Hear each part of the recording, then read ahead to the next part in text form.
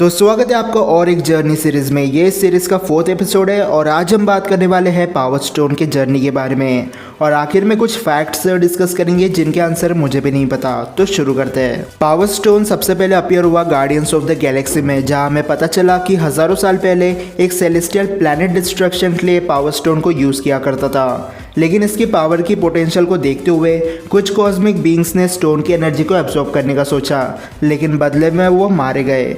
ये सब देखकर कॉस्मिक बीइंग्स ने डिसाइड किया कि वो पावर स्टोन को एक ऑर्ब में बंद करके मोरैग नाम के प्लेनेट पर छुपा देंगे। लेकिन 2014 में स्टार लॉर्ड पावर स्टोन चुरा लेता है ताकि उसे बेचकर कुछ पैसे कमा ले, लेकिन जेंडार पर गमोरा ऑर्ब चुराने की कोशिश करती है और रॉकेट भी बीच में कूद जाता है। ये सब देखकर नोवा कॉर्प, स्टार लॉर्ड, गमोरा, ग्रूट, रॉकेट को अरेस्ट कर लेते हैं, लेकिन नोवा कॉर्प को पावर स्टोन का जरा सा भी आइडिया नहीं था, इसलिए वो ऑर्ब को स्टार लॉर्ड के बैग में रहने देते हैं। कुछ प्लानिंग करके ये चारों ड्रैक्स के साथ मिलकर जेंडार से निकल जाते हैं। ऑर्ब को तो बेचना था ही, इसलिए इस बार गार्डियंस कलेक्टर के पास जाते हैं। ये वही कलेक्टर है जिसे एसगार्डियंस ने रियलिटी स्टोन दिया था। कलेक्टर ऑर्ब को देखकर पावर स्टोन की हिस्ट्री गार्डियंस को बताता है और ये सब देखकर करीना, जो कि कलेक्टर की सर्वेंट थी, उसे ये मौका सही लगता है कलेक्टर को जान से मारने के लिए। लेकिन जैसे ही वो पावर स्टोन को टच करती है उसकी बॉडी डिस्ट्रॉय हो जाती है, लेकिन साथ में कलेक्टर की दुकान की भी बैंड बज जाती है। यह सब होने तक रोनन भी वहाँ आ चुका था। गमोरा ऑर्ब को लेकर भागने की कोशिश करती है, लेकिन नेबुला उसके स्पेसशिप को डिस्ट्रॉय करके पावर स्टोन ले लेती है। अब पावर स्टोन रोनन के पास था। रोनन थैनोस से गद्दारी करता है। पावर स्टोन के पावर को कंट्रोल करके थैनोस को धमकी देकर जेंडार पर अपनी आर्मी के साथ अटैक कर देता है। अब रोनन के पास पावर स्टोन था, इसलिए गार्डियंस ऑफ द गैलेक्सी को कुछ भी करके रोनन को ज़मीन से दूर रखना था। अगर पावर स्टोन ज़मीन पर टच हो जाता तो पूरा जेंडार डिस्ट्रॉय हो जाता।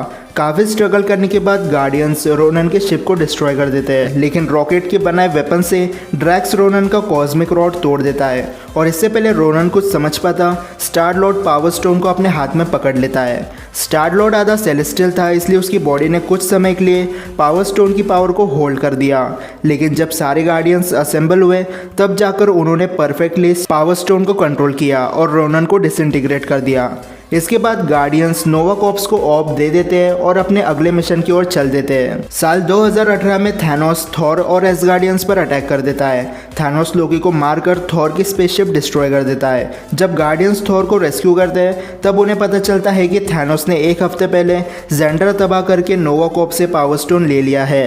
अब थैनोस सीधा टाइटन पर जाता है टाइम स्टोन लेने, लेकिन वहाँ एवेंजर्स और गार्डियंस की टीम थी।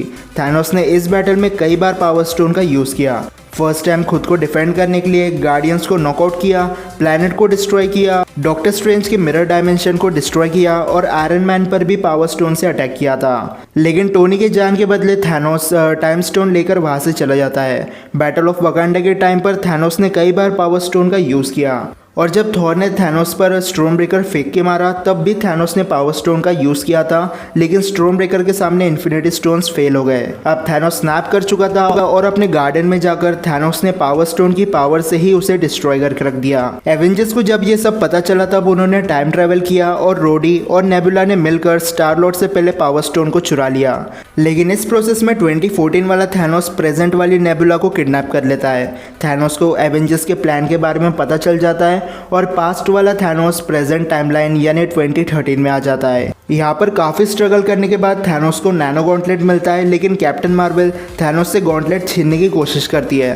अब थैनोस काफ़ी ज़्यादा थक चुका था और आगे क्या हुआ ये हम सब जानते हैं।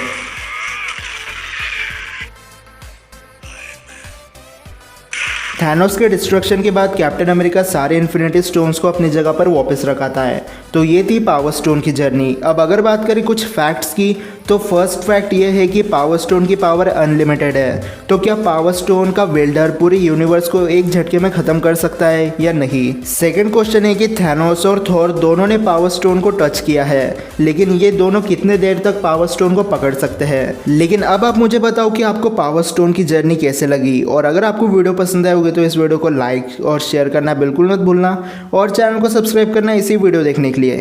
तो मैं मिलता हूँ आपसे अगले वीडियो में, तब तक गुड बाय।